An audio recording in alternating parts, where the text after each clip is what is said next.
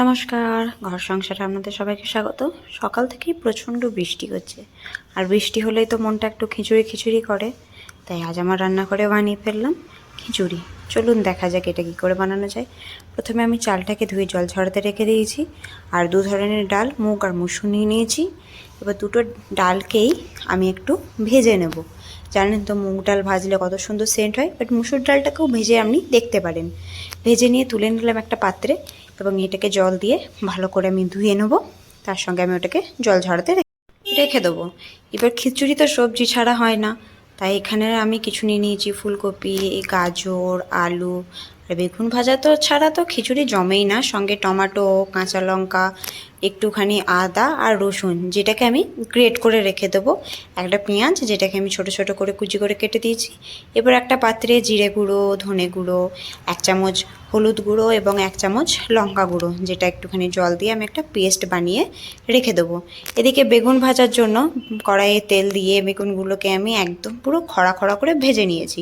এবার সেই তেলেতে একে একে ফুলকপি, গাজর, আলু এটাকেও আমি ভালো করে ভেজে নেব, কিন্তু বেশি ভাজবো না, তাহলে ওদের যে একটা গন্ধ সেটা বেরিয়ে যাবে। এবার আমি 5 ফোড়ন নিয়ে নিয়েছি।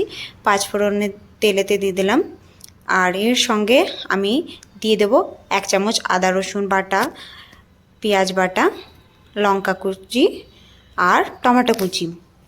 সবগুলোকে দিয়ে ভালো করে কষিয়ে নেব। কষিয়ে নেওয়ার পর এবার ওই যে আমি মশলাটা গুলে রেখেছিলাম, সেই মশলাটা দিয়ে দেবো। এটাকেও ভালো করে কষিয়ে নেব। দেখুন তেল ছেড়ে দিয়েছে।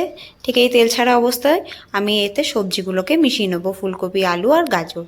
এগুলোকে ভালো করে মিশিয়ে নিলাম। আপনারা চাইলে আরও অনেক সবজি আছে, সেগুলো ইউজ করতে পারে, বা আমার কাছে এগুলো অ্যাভেলেবেল ছিল। এরপর ডাল আর চাল সেটাকেও মিশিয়ে নেবো ভালো করে মশলার সঙ্গে। এখানে আমার মেশানো হয়ে গেছে। এবার পরিমাণ মতো জল দিয়ে দিলাম।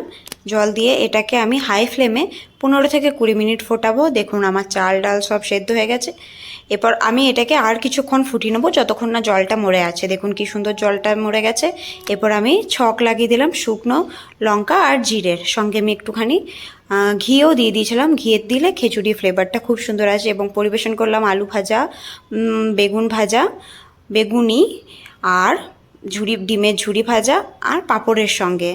পুরো লাঞ্চটা আমার আজকে জমে গেছিলো। আপনারাও বাড়িতে ট্রাই করবেন এই খুব সিম্পলভাবে বানানো খিচুড়ি। বানিয়ে আমায় কমেন্টে জানাবেন কেমন হয়েছে। লাইক আর ফলো করে আমার সঙ্গে থাকবেন।